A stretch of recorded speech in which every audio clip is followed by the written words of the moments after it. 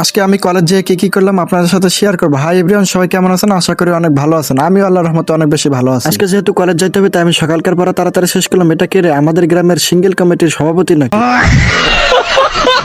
আমি কলেজ যাওয়ার জন্য বের হয়ে পেলাম। রাস্তা দিয়ে যাওয়ার সময় রাস্তাটা শুধু দেখেন, অনেক সুন্দর নিরিবিলি জায়গায় একটু নেমে হেঁটে দেখলাম। আমার কাছে জায়গাটা অনেক ভালো লাগলো এবং মনটা অনেক ফ্রেশ হয়ে গেল। তারপর আর কি, আমি চলে আসলাম আমাদের কলেজে। অনেকদিন পরে কলেজে আসলাম তাই মনটা অনেক খুশি খুশি লাগতেছে। আর অনেকে বলতে পারেন যে ভাইয়া আপনি গেঞ্জি পরে আসছেন কেন? আমরা শুধু রেজিস্ট্রেশন কার্ডে সই দিতে আসলাম। আমাদের শুধু রেজিস্ট্রেশন কার্ডে সই দিতে লাগবে, তাই আমরা গেঞ্জি পরে আসলাম। তারপরে একটু ঘোরাঘুরি করলাম। ঘোরাঘুরি করে দেখি যেখানে একটা ফাঁকা হলদার আছে, লাইট নেই। তারপরে হাতের মোড়ে আল্লাহর লাগছে নাকি ভয়।